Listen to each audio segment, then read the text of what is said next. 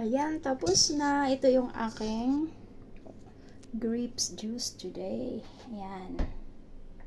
Tapos na. Ayan yung aking grapes. So, inumin natin turmeric, peras at saka grapes. Ayan. So, hindi muna ako mag-apple kasi nananawa na ako. Ito yun, oh.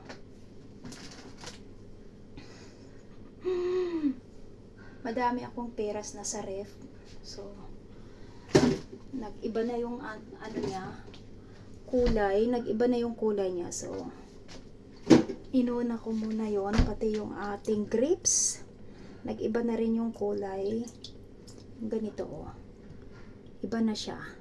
So, inuna ko muna siyang i-juice. Ayan, ang dami dito. Nag-iba na yung kulay niya. So, kailangan nating pakinabangan. Sarap. Try natin. May turmeric kasi siya, guys. Pag may turmeric po, yung aroma niya. So, itiis ganda natin yun kasi nga maganda yun sa katawan. Yung amoy pa lang, naaamoy ko na yung turmeric.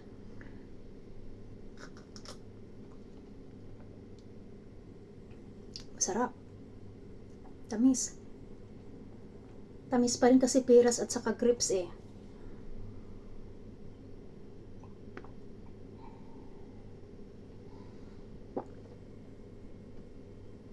Matamis siya.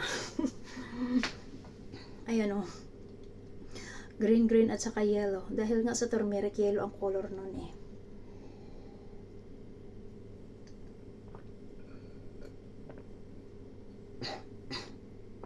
Sarap.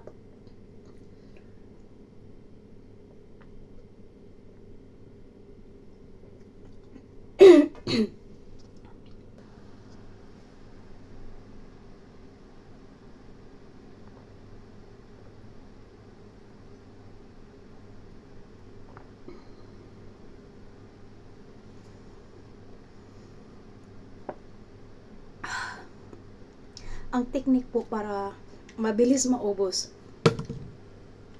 tuloy-tuloy niyong inumin, hindi yung pahinto-hinto. Actually, ang tamis-tamis niya. Kaya minsan ako kasi sobrang tamis. Dahil sa grapes at saka sa peras. Actually guys, yung grapes namin, malutong to. Kaso nagbago na yung kulay niya.